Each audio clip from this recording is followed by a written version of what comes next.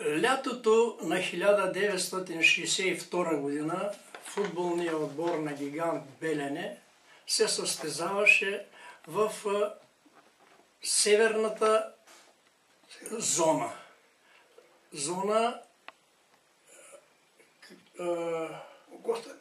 Огоста или зона Мизия. Мизия. Наредбата гласеше, първите два отбора, които се класират в зоната, стават членове на Северната Б републиканска футболна група. Първият отбор беше от Спартак Койнаре, на второ място Гигант Белене, на трето място отбора на Септемврийска слава Михайловград. Какво стана? Вместо двата отбора Спартак Койнаре и Гигант Белене, по-късно излезе решение, в Б група включиха и Септемврийска слава Михайловград. Явно Михайловград са имали големи хора в правителството и те са казали, че не може два селски отбора като Койнаре и Белене да играят в Б група, а отбор от окръжен център да играе в зоната. И така, вместо 18, отборите станаха 19 с отбор на Септемврийска слава Михайловград. Така, есента на 1962 година Гигант Белене е зачислен в състава на Северната Б републиканска група. Заедно с отбора на Спартак Койнаре и Михайловград. Там местата в Б група бяха заети от почти всички отборите, от почти всички окръжни градове. Изключения правиха Плевен, Русе и двата варненски отбора, които се състезаваха в републиканска футболна група. Всички останали отбори от Видин до Силистра, прибройте ги 12 или 13 отбора, са от окръжни градове. Освен това, там се състезаваха отборите на Локомотив Горна Оряховица, които 1963 година станаха първи и влязоха в А група. Там бяха отборите на Академик Свищов, отборите на Левски Лясковец, тук Попово, Бяла Слатина и така нататък. И ние, селенчетата от Белене и от Койнаре, сме тръгнали да се състезаваме с тези отбори. Така, първият матч в Б републиканска група беше с съседите от Академик Свищов. Този матч е много така описан в книгата на Георги Крушков и който желая може да я прочете.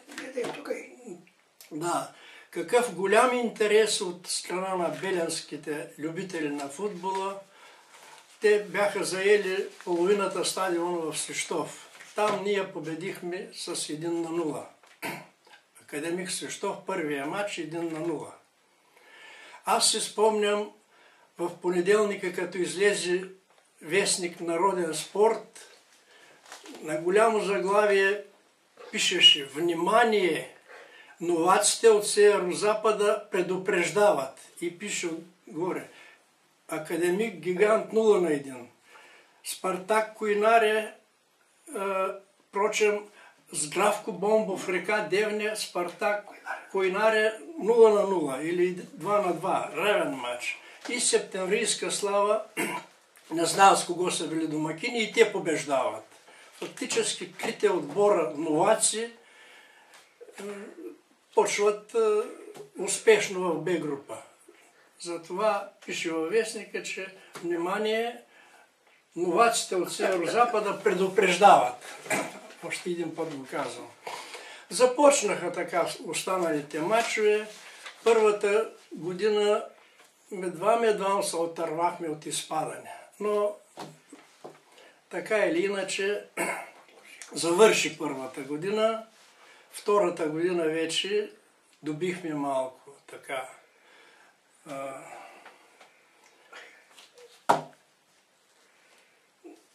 бихме кураж. Кураж направо. И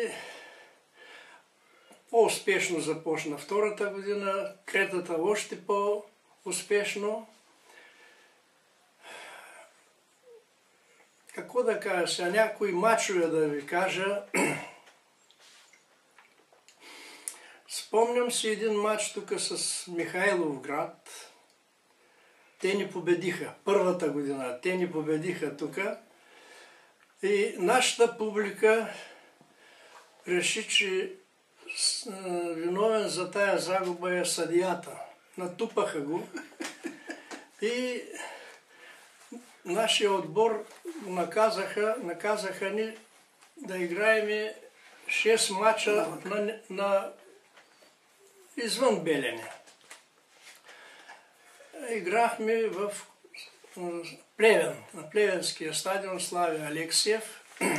Там ние играхме с Койнаре, с Видин и с Септември София. И от трите мача ние взимахме 5 точки. Победихме отбор на Койнаре, на Бенковски Видин, с Септември София, завършихме 3-3. Спомняш ли си? Да, и така, първият есенния сезон завърши. Какво да ви кажа, 63-4 година ние едновременно с първенството в Северната група се състезавахме и за селско първенство. Бяхме село тогава. И по пътя на елиминацията ние стигнахме до етап, когато включиха и отбора на ЦДНА, на ЦСК. Нали говоря за... Да. Аз за селско първенство мисля, че говориш. Ти за селско говориш, да. 63-та година се класирахме за финалите на републиканско селско първенство. Лятото заминахме за село от Пловдивски окръг. Куртоконар, беше? Кое село беше? Куртоконар е Пловдивско. Катуница. Катуница е Пловдивско, да. Катуница. Виж, изчезнано така. Катуница. Там бяха отборите още на домакините, които по право се състезаваха. Още един отбор от Пловдивски окръг, Спартак. Забравял съм селото. И отбор на Спартак Койнаре. 4 отбора. Играхме всеки срещу всеки. Ние първите 2 отбора от Пловдивски окръг ги победихме. Койнаре победи единия отбор и с другия завърши наравно. И трябваше ние да се срещнем с отбора на Спартак Койнаре. На нас не трябваше равен матч, за да станем републикански селски първенец. На тях им трябваше задължително да ни победат. И те ни победиха. Значи ние 15 минути преди края на матча водихме с 1-0. Какво стана за 15 минути? Те ни ушашавиха. 2 гола набързо вкараха и те направиха 5 точки, ние останахме с 4. Те взимаха златото, ние взимахме среброто. Следващата година отново стигнахме до финалната фаза. Финалната фаза се проведе в село Комарево, Плевенски окръг. Село Комарево. Там бяхме ние, домакините, също като по право, понеже те организират първенството. Един отбор от Толбухински окръг, Житница ли беше? Житница от Толбухински окръг и отбора на Спартак от Болярци. Същия отбор, който предната година беше пак на финалите. Ние с 2 победи и с един равен матч станахме републикански селски първенец. Така. Освен това, През 1964 година се състезавахме и за купата на Съветската армия. Пак по пътя на елиминациите стигнахме до един етап, когато включиха и отборите от А-републиканска футболна група. За голям късмет на нас се падна отбора на ЦДНА-то. Тогава в ЦДНА-то играха много добри изтъкнати футболисти. Национален, си На национален. вратата беше Георги Найденов, вратар на националния отбор. В защитата играеше Борис Гаганелов, защитник железен националния отбор. Такива виртуози като Димитър Якимов, Иван Колев, Никола Ковачев. И да не ги изброявам по-нататък, да не забравя някой и ще го обида. Никола Ковачев каза го. Победиха ни тук с 3-0, за което ние не съжаляваме. Втория матч отидохме в София. Там ни победиха 3-1, но ние им вкарахме гол. Един гол им вкарахме и ние. Спомняте ли си кой вкарал гола на ЦСК? Да, Йордан Стойков вкара гола. И даже аз не се сещам, 1-1 беше. Ние ли направихме 1-1? Равен матча и такова. И след това една дуспа дадоха. Даде дуспа, да. На 3-1, но ние не съжаляваме за тия неща, защото е отбора на ЦДНА-то. Матча с ЦСК в нашия град Белене. Имаше ли публика? В Белене нямаше место камък да хвърлиш на стадиона. От целия район. Имам една снимка, може би и вие имате, там някакви дървета имаше покрай люпилнята, покрай оградата на стадиона. Пълни бяха и дърветата, по дърветата се бяха накачили любителите на футбола в Белене. Това беше голям матч, как? Когато играхте домакинските матчове пред вашите времена от 62 до 66-та, нашия стадион имаше ли публика? Идваха ли да ви подкрепят? Усетихте ли голяма подкрепа? Значи тогава много голям. от ТКС Белене бягаха от полето хората с каруците, с Остават вършачката, остават, работата. Остават вършачката и идват на матча на стадиона. Да, за да дойдат на стадиона да ни подкрепят. Пълен е стадиона е пълен. Много голям интерес, хората се радваха много. Влака свири по 1 час на гарата. Защото ние бяхме само 2 села в Северната Б-републиканска група. Ще можете да ми кажете вашите съотборници, кои играха за Гигант Белене? От вратаря до старши треньора. Значи тогава в нашия отбор играха много талантливи футболисти. На вратата Петър Топалов. Един строен, голям защитник на вратата. Аз се сещам, че през 65-та година, когато завърши първенството, нашия вратар, Бог да го прости, Петър Климентов Топалов, го бяха класирали в тройката на вратарите в Северната Б-републиканска група. В 65-та година той беше допуснал най-малко голове. Да. Той не е само от него, той е от нас. Да. Защитата. Другите, да спомена капитана на отбора Златко Джантов, централен защитник. Йосиф Йоргов, фин футболист, където иска, там изпраща топката. Йосиф Пейзанов, влекач, голям голмайстор на отбора. Ангел Минков, Илия Шалварков, Недялко Грунчев. Целият отбор бе. И кои други, да не изпуснем някои. Целият отбор. Много, много добри футболисти за онова време. Тогава, в вашето време, кой ви беше старши треньор? Старши треньор в началото на 1962 година постъпи Недялко Боев. 1962 година. Първия матч в Б група ние го играхме с треньор Недялко Боев. Бяхме на подготовка в Трявна. Той дойде там с нас и той ни ръководи до 1964 година, когато станахме републикански селски първенец. Той напусна и на негово място дойде нашия съгражданин Любен Иванов Ганков. 1964 година. За много кратко време, защото той се поболя, Ганков се поболя, отиде на лечение и тогава дойде Габровски. Борислав Габровски, бивш национален състезател по футбол в България. Ние по ранните поколения.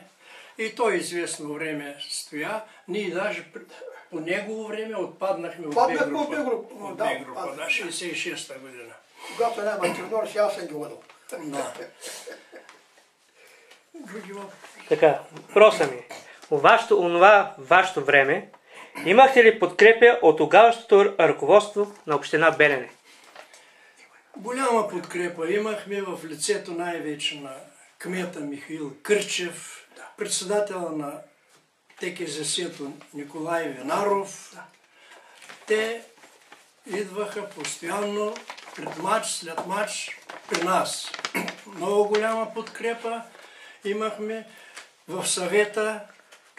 При Михаил Кърчев работиха 3 или 4 състезатели. В ТКЗС-то при Винаров, той беше председател, и там 4-5 човека. Имаше и други в затвора, напоителна система. Много ни подкрепяха тогава ръководителите на Белене. Въпрос към двамата. Първо започнем с Златко Джантов. Джантата. Да.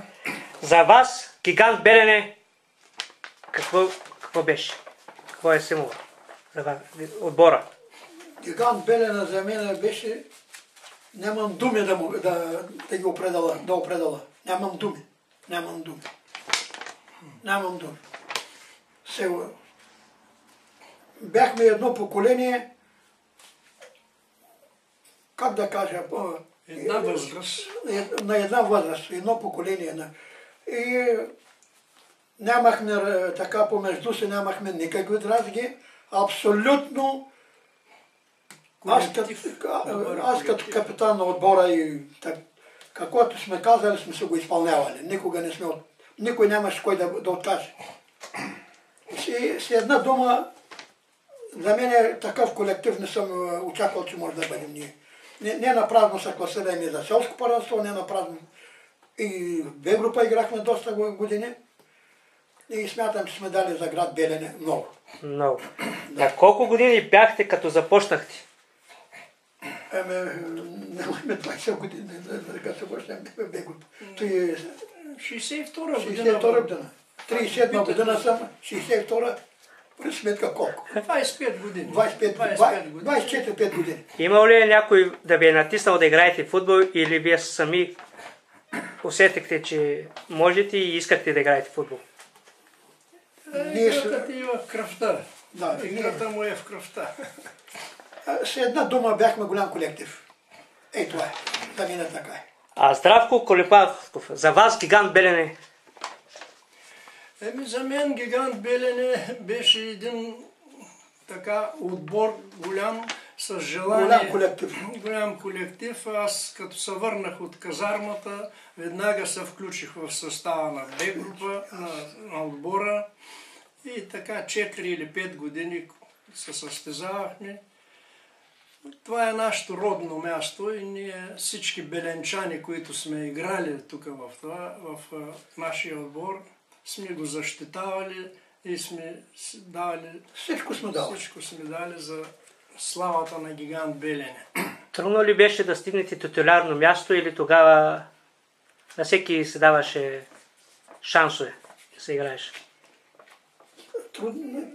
Титуляр. Титуляр да се отбора.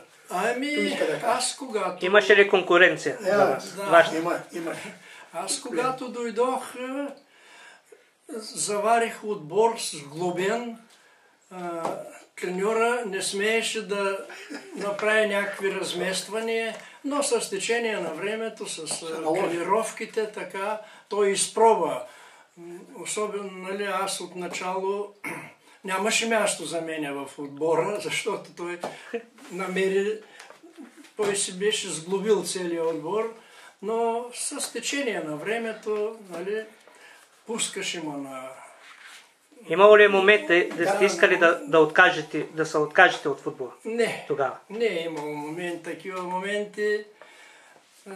Аз се обичам футбола, още като ученик съм играл там в отбора на училището и обичахме футбола. Аз преди него съм играл. Преди него съм играл в това училище. Земеделската гимназия град Свищов. Заминавам за Варна. 5 човека заминаваме от Белене за Варна. Войници на Обранци отиваме. И спорта. И от тогава в Варна имаше турнир между Бургаския и Варненския дивизион. И аз му оставяха да играя в Варненския. И се наложих, и головете направих, и победихме Бургаския дивизион. И веднага командира на поделението 5 дена домашен отпуск. И аз си идвам в Белене като моряк, с морячките дрехи. Тук като съм слезал от влака, т.е. няма коли, с влака пътуваме. И цяло Белене вече разбра, че аз оставам от спортната рота. Аз останах от спортната рота на военно-морските сили. Те, ударник Варна, бяха филиал на Черно море, на ВМС военно-морските. И с една дума наложих се и останах от спортната рота и така мина военната служба. За 4 години влизаме, 2 години служба. Намалиха службата на 2 години. Да, много сме дали за Белене. Много сме дали. Нашето поколение, след това и треньор съм бил в Бележник академии, 3 пъти съм бил треньор на Гигант Белене. 3 пъти съм бил на Гигант Белене. Само да видим Бележник академия да видиш. Да. 3 пъти съм бил треньор. В зоните, нали? В зоните, като няма кой, вземат мене. Жантата. Да, вземат мене. И то, като имат предвид, че на работа съм. На работа съм. Не може да се. Нещо ще имате да допълните? Ами, ако искате някои по-интересни матчове да... Да, няма проблем. Само и тази дума да ти кажа. Да, Ето цяла архива. Цяла архива има за Гигант Белене пред нашето поколение. Негото и моето его. Той всичко е за Гигант Белене. Сега нищо нямат. Нищо. Няма никаква история. Няма, никаква история нямат. Запазено нещо. Голям колектив бяхме. Това е най-важното, което беше. Голям колектив. За мен е чест да не съм бил тогава роден, но се радвам, че имам и в Белене такива постижения. И все още може да сме макар окръжна, но се радвам, че Гиганта все още го има. То е да. То Белене е известно с футбола. Да. Не питат кой кмет на общината, питат за футбола. Познавате ли джантата? Така, може да разкажете някоя случка за матча и после ще се обърнем към джантата да разкаже историята за Свищов. Първо някой... Аз си спомням един матч в тогавашния Коларовград, днешен Шумен. Заминахме ние като селски отбор. Гостувахме на Волов, тогава Коларовград се казваше. Те ни надиграха. Победиха ни с 5-2. Голям резил.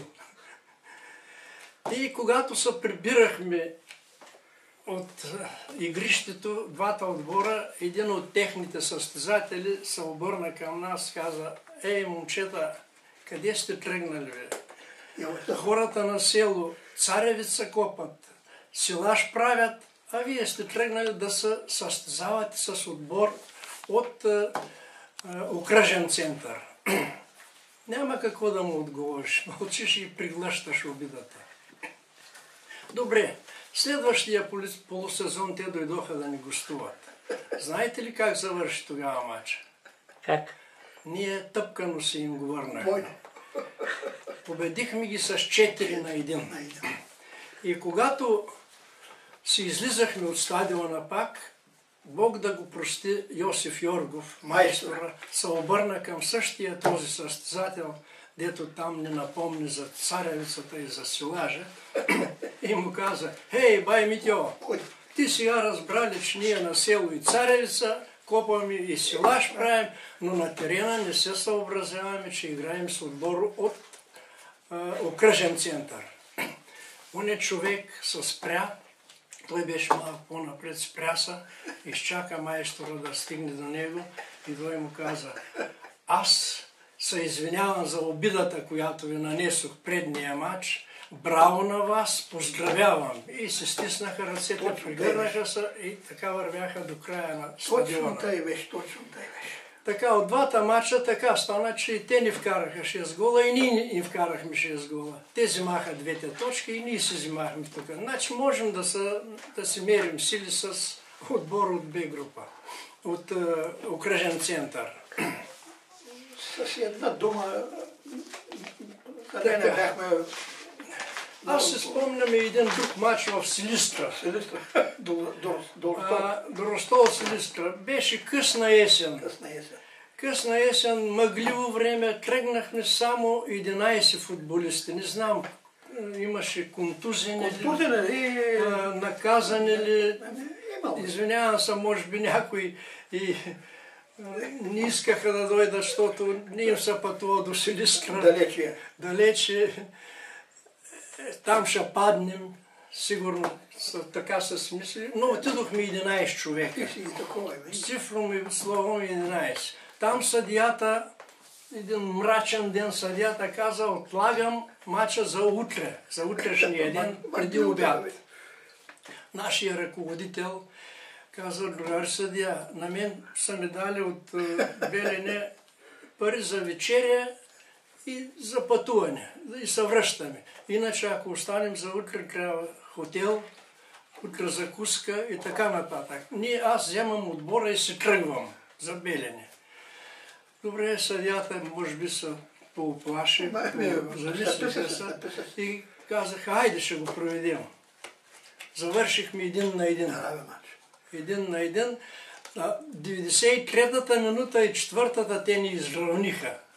И то стана, то беше кално време, дъждовно, мъгливо.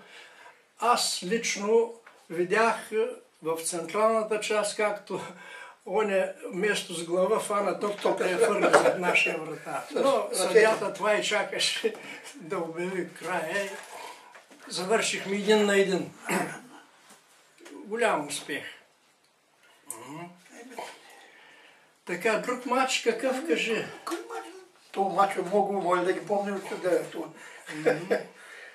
Играхме един матч с Спартак Койнаре тук. С една дума голям колектив бяхме. Коленето беше един-два набора само, нали?